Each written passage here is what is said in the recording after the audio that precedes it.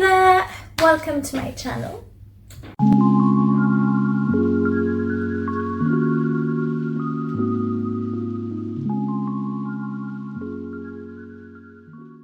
I hope you're doing well wherever in the world you're watching this from. I'm in Australia actually, and right now it's winter in Sydney, so it's pretty chilly.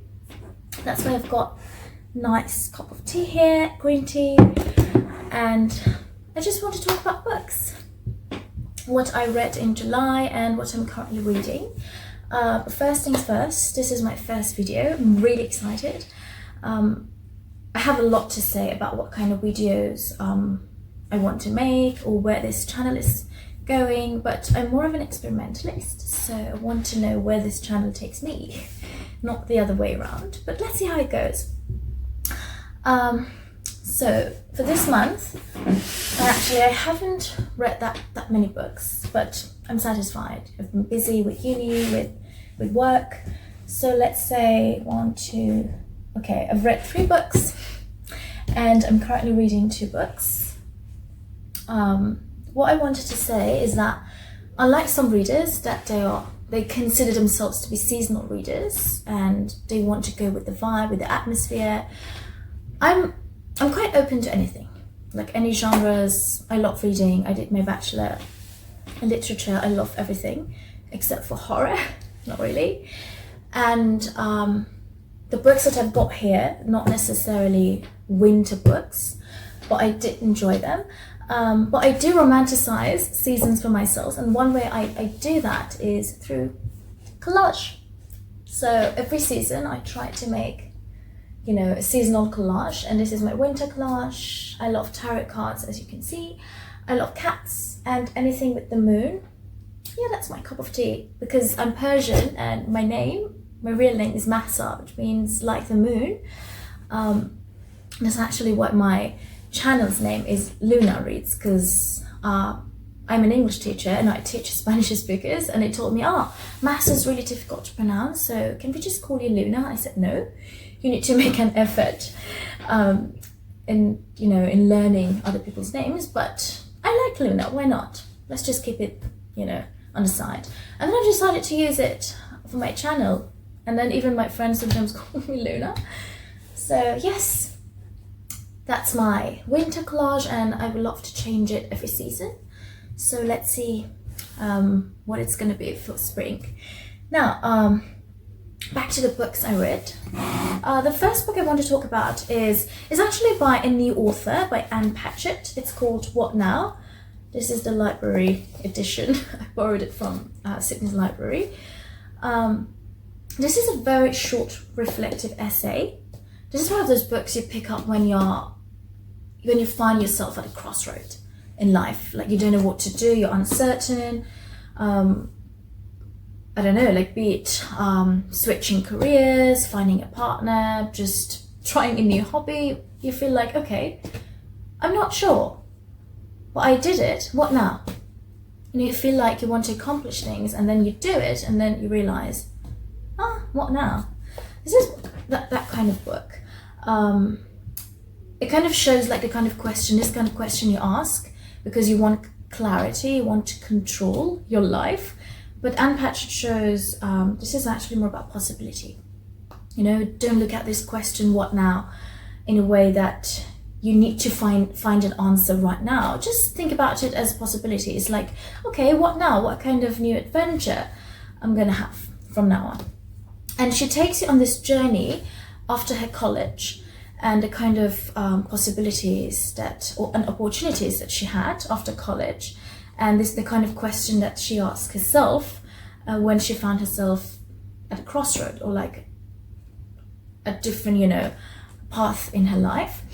I gave it 3 stars because it kicked off very slow. It's a very slow paced kind of essay. The writing style very blunt, very simple, because I love flowery, like lyrical kind of prose, and this is not like that. But I think that's the point of this book. Like, it's simple. It's intentionally simple. Like simplicity is the key, because it does not try to convey something profound. It's just honest, and that's what I liked about it. I find it quite relatable. That's why I enjoyed it, because there is a section that she talks about, that she became a waitress after graduation, and that was when her real education actually started, not when she was studying, to complete a degree. And that hit home for me, because after arriving in Sydney, so for 24 years of my life, I've lived in Iran and in my country, and I know in most Asian countries, working like casually in a restaurant, cafe, in retail is quite frowned upon. It's not really socially acceptable, especially if your family is quite religious or prejudiced. And then when I arrived here, I realized I had to do it. It's something that everybody does, especially if you're a student. And I've learned a lot about resilience, about arrogance, about what to do in a toxic environment. I grew a lot as a person, and I wish that people in my country, or like in other countries or families, they wouldn't think that way.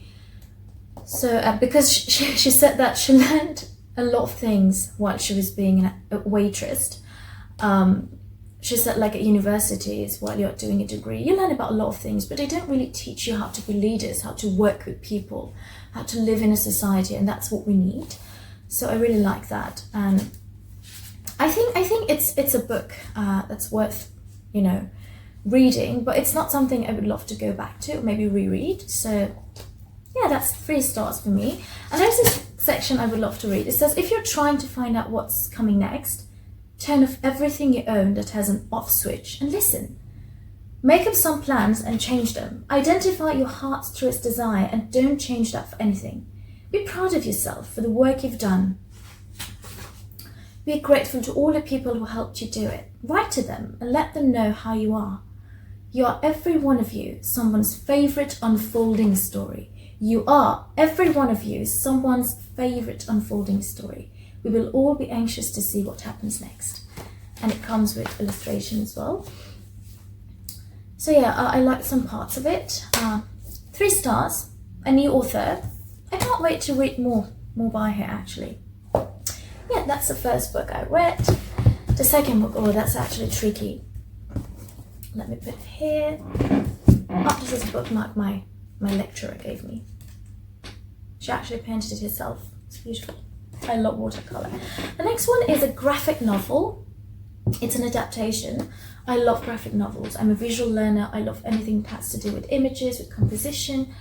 And this is The Lord of Flies. That's originally written by William Golding. But this is it's been adapted and illustrated by Aimee de Jong. She's a Dutch artist. And I gave it 4 stars. I actually enjoyed it a lot. Let me just show you a little bit of the images, if you can see. Alright. It's beautiful, like the color palette is beautiful and colors are high in saturation. It's something I like, and I think it's watercolor.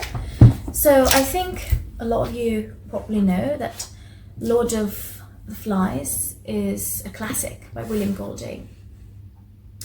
And it's about this group of little boys that they crash land on this deserted island with no grown-ups, and somehow they need to find their way out of the island, but they decide to lead each other, but somehow everything becomes, turns into chaos, violence and savagery, and it's brutal. So Aimee actually, she's faithful to the original story. She uses all the lines from the book itself. Excuse me. But she kind of slightly changes it, as she said it herself. But what I loved about this graphic novel is that she said she was inspired by this book, by like the original book when she was younger, and she wanted to convey the same emotions that Golding wanted to convey, but this time through images and composition, which I think is really difficult to do. But I felt it, like through the colors, through the landscapes, through all the images. I felt the brutal scenes that you get to see when you read the book. I felt the hopelessness of these children. I felt their attempt in leading this society, this community, for for the better good, and nothing good actually comes out of it.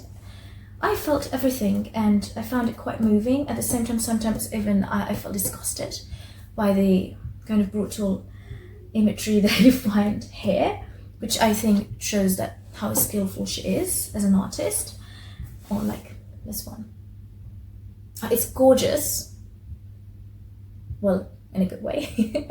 And about the story itself, the plot itself is not really original. We see a lot of quite similar stories like Robinson Crusoe, like Castaway, like Treasure Island. But what I love about William Golding, and I think why it's become such a universal book, is that the characters, they are children, the little children. There is this interesting interview, I will link it down below, with William Golding himself, and he says just one night he was sitting by the fireplace with his wife, and they were just reading books about pirates, about islands, about the sea, and then he told his wife, what if there were little boys, little children stranded on an island? What would they do? And then the wife says, okay, that's your next story, write it. And then he just came up with this idea, why not? And most of us, there is this misconception that children are purely white in nature, they are innocent, they never lie, they're always good. And I think this book actually proves to be wrong. It's like, regardless of your age, when you embrace your shadow part, your dark side of yourself, you're capable of anything. Even if it's gruesome, even if it's violent. And I love that about this book. And there's this amazing movie called The Hunt it's like, I think it's set in Denmark. Yes, the director, he's Danish. And Mads Mikkelsen actually stars in it. It's about how a child's lie, ruins this educated, this reputable man's life. And it's brilliant. It's such an amazing movie. Highly recommend it. That's what I love about this story. And I love the prose. It's lyrical. It's quite accessible. Overall, I gave it 4 stars. I really enjoyed it. And I can't wait to read the original story. So that's it. Oh, the final book I read. It holds a special, place in my heart, because this is by the same author who wrote Big Panda and Tiny Dragon, one of my favorite books of all time. I read that book every year. I read it, I reread it, I lend it to my friends. So this is the second book in the series. Let's say it's called The Cat Who Taught Zen. I did not like it as much as I like Big Panda, but it's beautiful. All these books by Norbury, they're quite, he draws a lot on Zen Buddhist philosophy and tenets, and I love that. I'm a fan. So this is about this cat who sets off on this journey to find this pine, old pine tree, because if you sit under this tree, apparently you just you achieve this kind of ultimate state of peace and tranquility, and you get to be enlightened. So he wants to just go and find that. And along the way, he meets these different characters, different animals, and sometimes he learns from them, sometimes he teaches them, which is beautiful. I think in general, it's a meditation on life. It touches a lot on different tenets of Zen Buddhism, on generosity, on mindfulness, on life simplicity, on gaining truth through hands-on experience, not just intellectual overthinking or dwelling. And I love that. Let's see if I could. And it's beautiful, the illustrations, beautiful. Watercolor, and sometimes he uses somie. Somie, it's a kind of Japanese art style. They use like ink brush strokes on white canvas or like paper, and usually they try to paint nature or like minimalistic kind of scenes or views. So it's quite beautiful. Let's see if I could find something here. Oh, found it. But one thing I am certain of, said the cat, is that the more I have gone out of my way to help others, the richer my life has become. Like sowing seeds, said the tiger, a little work perhaps, but so much to reap. Yeah, it's very minimalistic, and I love that. Each moment is a unique place in the world just for you. Savor it now, for you can never visit it again. And he writes it on the stone. It's a very cute book, but I still like the Big Panda more. Yeah, that's it for my wrap up. But the books I'm currently reading, or that I'm really enjoying, is Goodnight Tokyo. This is quite similar to After Dark by Murakami, if you've ever read it before. It's about the people of the night, the people after midnight, sweepers, guards, city workers, drivers. You know, this is a kind of, I hope it will be its own unique genre one day.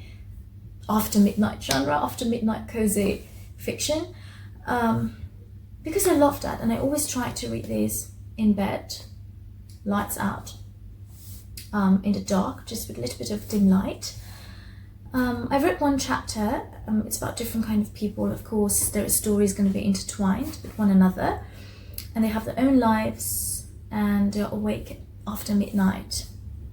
They go around the city in Tokyo to get things done, to meet new people, and I love that. So far so good, so let's see what happens. But After Dark by Murakami, it's quite similar, and that's my favorite book by Murakami, one of my favorite books of all time. The other book I'm reading on my Kindle, it's called Rewriting. So I did my bachelor in literature, and I'm doing my master's degree here in Sydney in applied linguistics and TESOL, which is teaching English to the speakers of other languages. So basically teaching and linguistics. And if you know, when you're a literature student or linguistics and teaching a student, you have to write a lot of essays, you need to read a lot. And rewriting is about text, is about editing, is about writing. Rewriting is about, you know, writing about what you read, but in a generous, at the same time assertive way. And I love that. And in this book, it's very accessible, the way the writer writes about literature or language itself. It's very easy to read, and it's interesting. The book draws a lot on literature, literary fiction, on different genres of music, TV. I love that. And in my entire life, I've never been taught how to write essays, never. So this was something I had to, you know, discover on my own. And now that I'm doing my final semester in my master's degree, and I do have research unit, I would love to know, you know, how to approach writing in a more effective way. And I think this is a very interesting book, and it has amazing reviews on Goodreads. So if you love writing languages, just language, the text itself, go and pick it up. I can't wait to talk about it more in the upcoming videos. But yeah, this is pretty much it. So that's my July wrap up and my current reads. I want to know what kind of books you're reading at the moment, so just type it below in the chat box. And also I want to know, just as Anne Patch would say, what was your what now moment, or what now moments. I'm really curious to know. If you want to share, feel free, and please don't forget to subscribe, and hopefully I get to see you in the next videos. Bye.